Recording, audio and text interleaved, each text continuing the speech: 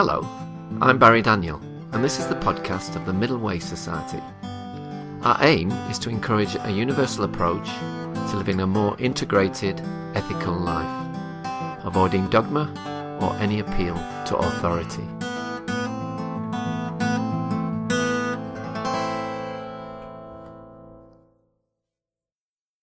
My guest today is Julian Adkins, one of the founding members of the Society. He's going to talk a little bit about his life so far, why he decided to join the Society, and what the Middle Way means to him. Welcome to the MWS Podcast, Julian. Thanks, Barry. It's good to be here. Okay, so to start off, Julian, can you give us a bit of background about yourself? Sure, okay. Well, my interest in the Middle Way Society originated last summer on the retreat that I attended with yourself and Robert and a couple of others. And but my interest in the Middle Way as an idea goes back to an interest in Buddhism, and that in turn comes out of what you might call a religious sensibility that I've had since I was quite young, I think. Yeah. So, were you influenced by Christianity from an early age, or another religious tradition? Absolutely, yeah. I mean, I grew up a nominal Anglican, or in a family that was nominally Anglican. And church was just something we kind of went to on Sundays. Didn't play a major role in our lives, although that began to change in my early teens. And I took confirmation classes at the time, and I remember taking that quite seriously. But I was quite disappointed by the outcome. My hopes for that experience weren't realized, really. And what were those hopes? Well, I think I hoped that I would have some kind of significant change in my life, in the way that I was making sense of things, intellectually as well as emotionally. And I couldn't really make sense of the Christian doctrine that was being explained to me in more detail at that point. And I kind of put it on the back burner, really. But then in my late teens, I started to pursue a career in classical ballet. So I was training in London at the Royal Ballet School and pouring all my efforts into that. But as is often the case, I think in sort of late teens, I was looking for an identity, and I was exploring different ways of expressing myself. Yeah. And I was drawn back to Christianity, partly as a result of the people that I met, but I still had these reservations about the doctrine and such like, and I was persuaded to sort of put them on the back burner. In fact, it was a professor of physics who had a very deep Christian faith who really convinced me to do this. He said, look, don't worry about your concerns you got about the doctrine. What you need to do is to embrace a personal relationship with Jesus. So I took this man's advice on face value and really kind of threw myself into Christianity on that basis. And that worked fine for a few years. And it had a big impact on my life. I don't tend to do things by half measures. So when I started to realize that my faith was more in other people than it was in God, and that all my original concerns that I hadn't really been resolved, things began to unravel quite rapidly. That was quite a crisis for me. Yeah.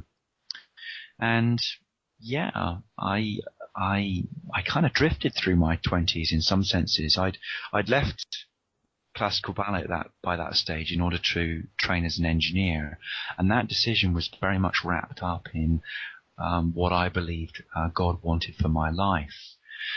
So to then lose my faith I hadn't taken up engineering because I'd grown up with a great passion for building things. I wasn't a natural engineer, and so I was a kind of a bit of a fish out of water, to be honest. Although looking back on it, I'm very grateful to have had that experience, because it gave me a good mathematical and mathematical training and introduction to physics, which I've valued throughout my life since. Do you have any regrets about giving up the ballet? I don't regret it in the sense that I kind of lie awake at night wishing that my life had been different, because obviously that's sort of fruitless exercise. I suppose in terms of looking back, I just trying to take appreciate the positive things that various different experiences are bringing to my life now, and it's quite surprising how quite a seemingly disparate range of career pursuits in classical ballet, engineering, and now nursing, developing on into cognitive behavioural therapy. I've done lots of different things, but it's quite surprising sometimes how they can be complementary. So I don't regret it from that point of view. No. No. Okay. I miss it sometimes. Yeah.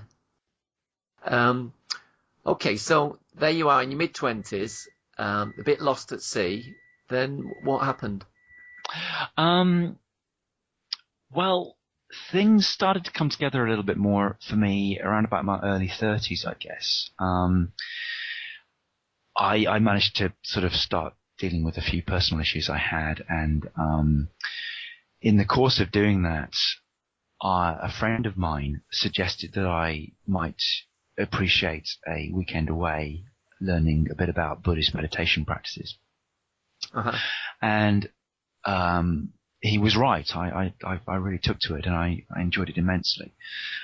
I settled in Edinburgh around about 2002 and became quite involved in a couple of the Buddhist sanghas here. And it appealed to my religious sensibilities, but didn't require me to commit to any particular beliefs. I think the reason that Buddhism was so attractive for me was, by contrast with Christianity, it doesn't particularly matter what you believe. So at the heart of the Christian faith, your salvation is dependent upon what you believe. If you don't believe the right things. Yeah, but in Buddhism, there are some metaphysical claims such as enlightenment, rebirth, karma, etc. So you're saying they were a lot less of an issue for you because of what you just said. Absolutely, yeah. So the metaphysical claims are all there in Buddhism, but there's not the same social pressure to subscribe to them. Okay, yeah. So I felt that I could kind of drift in and out of these Buddhist communities, enjoy the fellowship that I found there, enjoy the practices that we engaged in, enjoy the discussion around kind of ethics and such like, without feeling that I had to kind of agree with the more orthodox members of the community. Having said that, I never felt that I could become a card-carrying Buddhist. I never felt that I could actually become a formal member of these groups and participate in decision-making about how the Sangha was run and all that kind of stuff, precisely because I couldn't subscribe to these beliefs. Okay, yeah. And then what happened in your Buddhist trajectory? I got involved quite a lot with reading the thinkers who have been dubbed the new atheists, like Richard Dawkins and Christopher Hitchens and Sam Harris and Daniel Dennett. And that was actually, I think from a psychological point of view, that was actually quite important for me. It's almost like there was a lot of anger was kind of crystallizing around what had happened to me during my 20s, and essentially a kind of betrayal. And what was difficult about that was there was nobody to blame. nobody did anything bad to me in the sense that they willfully deceived me. All the people that I met in the Christian church were, as far as I was aware, very genuine and sincere people. And the stuff they were telling me and the advice they were giving me was all well meant. So I didn't, but I still felt this kind of anger at having been betrayed. So I think reading people like Daniel Dennett helped me to kind of process that, particularly Daniel Dennett, actually, who sees religion as a kind of natural phenomenon. And once you understand it in that sort of slightly less personal way, it's just something which human beings do, and prone to these kind of metaphysical beliefs and certain ways of telling stories about the world. And there's not anything, deliberately malicious about that. It's not been engineered to be that way. It's evolved to be that way. Yeah. So yeah, I kind of felt that actually helped me. Sort of. So what happened to this sense of betrayal there? Well, just understanding it, in terms of what happened, and like I said, understanding religion as a natural phenomenon. It's not. I don't know what happened to the betrayal. I think just as I began to reframe what had happened to me a little bit better, it just kind of disappeared. Really, it just kind of went. Okay. Yeah. And then you became interested in secular Buddhism. Did that have anything to do with reading Stephen Batchelor at all? Well, absolutely. I mean, as you know, Stephen is a very important influence in my life. In fact, I think if it wasn't for Stephen and Martine, I probably wouldn't have been able to remain engaged with Buddhism in quite the way I have over the last 10 years. Indeed, I sort of ended up hanging out with a bunch of friends, just kind of meeting, meditating in each other's front rooms for several years, and talking about approaches to the Dharma informed by people like Stephen Batchelor and John Peacock and such like. And then around about 2010, I think it was, I was actually giving a talk to our local humanist society about Buddhist ideas, secular Buddhist ideas. And I was challenged, well, would you be interested in setting up a meditation group for humanists? And I'd always resisted putting myself in a position where I might be seen as a teacher. But on the understanding that I would be facilitating a peer group, I agreed to do this. And what's emerged out of that is a group that eventually became known as Secular Sangha, Edinburgh Secular Sangha. So that's what I've been kind of involved in practice-wise over the last 2 or 3 years. Yeah. Yeah. Okay. And then, so bringing the talk up to the present, well, you mentioned that you went on the retreat in August, the Middle Way philosophy retreat. Can you describe that experience and why you decided to join the society? Yeah, it was. I mean, for me, I think the biggest thing that stands out for me about that retreat was having the idea of the fact-value distinction challenged. so that's this idea in Western philosophy and Western thought in general, really, that facts and values are somehow in separate domains. Yeah. And it's something I've been thinking about for a while, because I've always taken that on face value and just accepted that. It made sense to me, You can sort of investigate the way the world is, but that doesn't tell you how you ought to behave within it, for example. Okay. So a good example might be you can have a good evolutionary explanation of why human beings are prone to xenophobia. Yeah.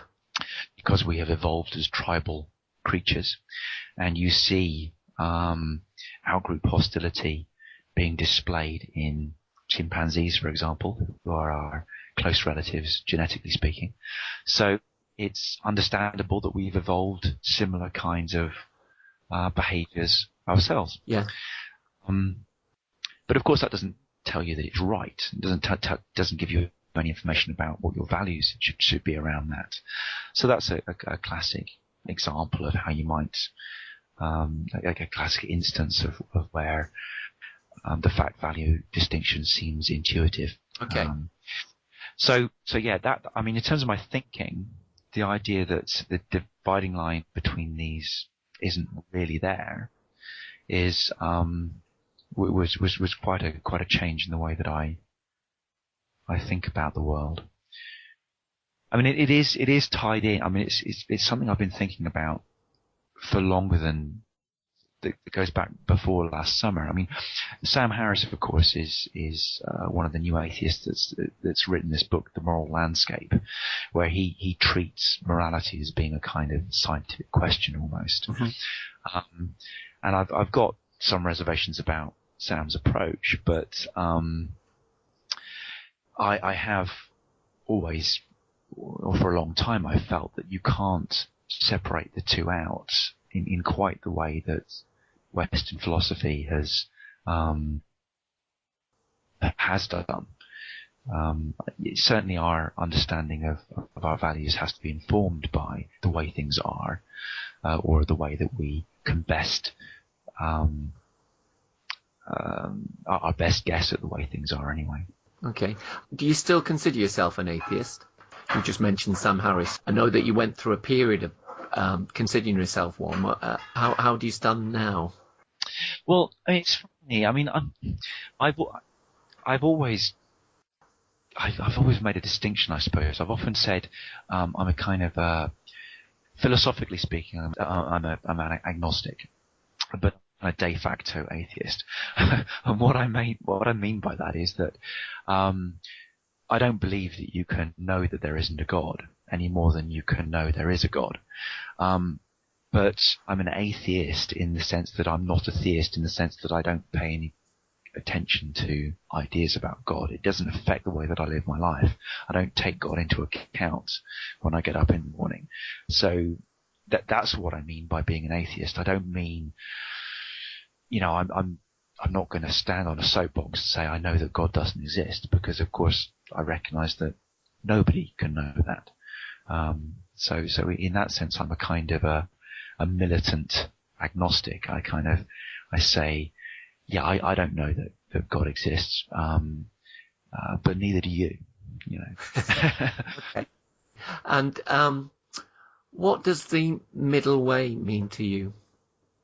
Well, of course, I mean, I first came across the idea of the middle way in Buddhism, and I think probably in common with a lot of people, my initial impression of this idea was simply that it's some kind of notion of temperance, that you don't go to the extremes of asceticism on the one hand, but going to the extremes of self-indulgence and a certain kind of hedonism at the other end of the spectrum is equally unhelpful. So, but obviously I've come to understand it in a much wider way, a much deeper way, as time has gone on, as being a middle way between I suppose in the classical framework, a middle way between certain eternalistic metaphysical perspectives and nihilistic metaphysical perspectives.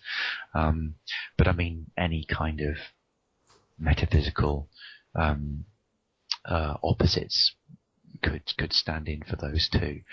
So just basically trying to sort of put these questions about what happens after we die and what's the ultimate nature of reality and such like on one side, and engage with experience as we find it, in a more kind of pragmatic way. So I think it's got much in common with various sort of pragmatic philosophical traditions. Okay, and what about this notion of integration as part of middle way philosophy? What are your thoughts on that? I find it a very helpful idea, rather than demonizing certain desires that we have, recognizing that desires are just desires, and we have them, and desires are complex. My understanding of desire is that it's got different components. It's got cognitive as well as affective components. How we feel about things is very intimately linked with how we think about things and what we believe. And I guess this fits very much with my experience as a cognitive behavioral therapist as well. Bringing these ideas together in a way that they're working together. So how can we meet our human needs in the most holistic way, so that we're not trying to suppress anything, basically. Yeah. Okay. Now, you mentioned earlier in the talk that you run a meditation group in Edinburgh called the Secular Sangha, and since the retreat, you've decided to introduce elements of middle way philosophy to your group. How are you getting on with that? It's been interesting so far, actually. One of our members is a logician, so he is a professional academic, and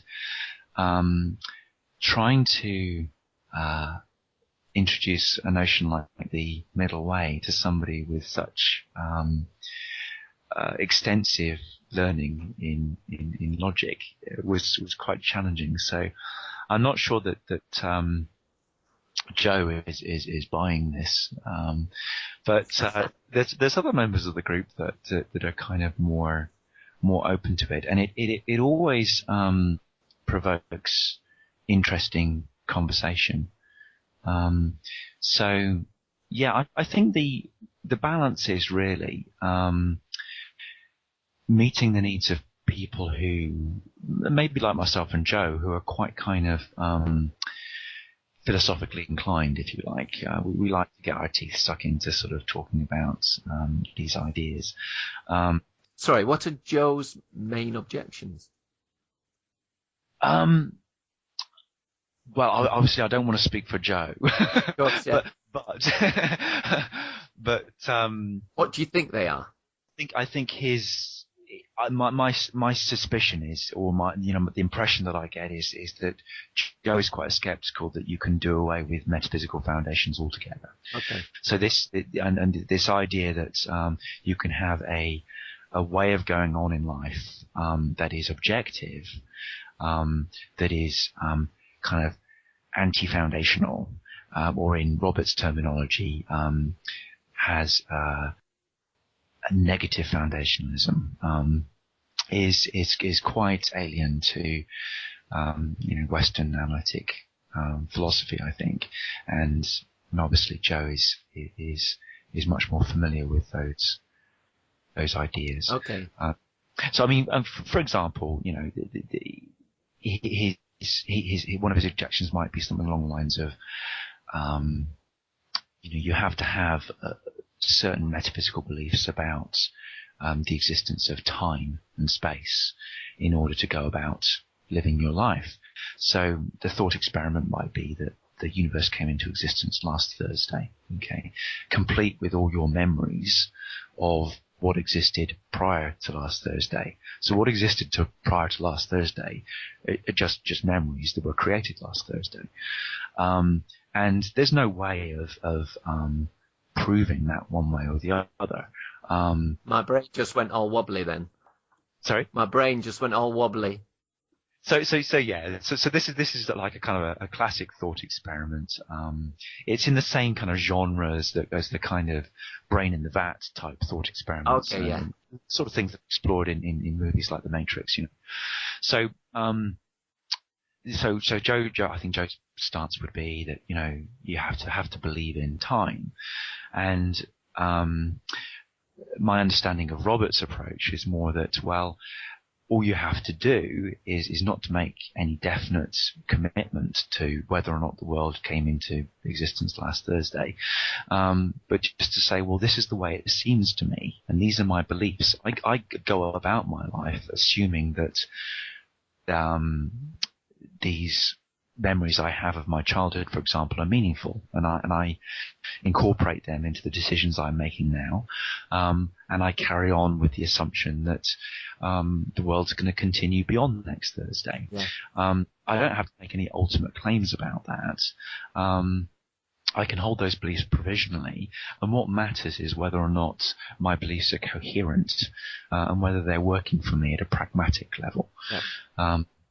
So yeah, it's, but to come back to your kind of question, before that, I suppose, it's balancing having the conversations that I've just been touching on just now, with remaining grounded in, meditation practice and talking about, day-to-day, interests. Some people are quite interested in philosophy. Some people aren't. So it's, with a group like Secular Sangha, it's a case of striking the right balance. Yeah.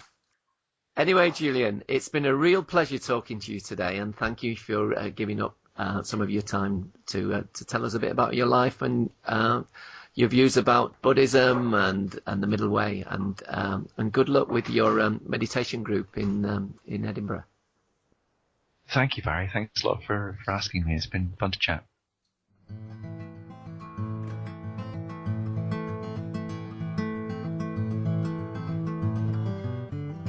You can find out more about Middle Way philosophy at www.middlewaysociety.org.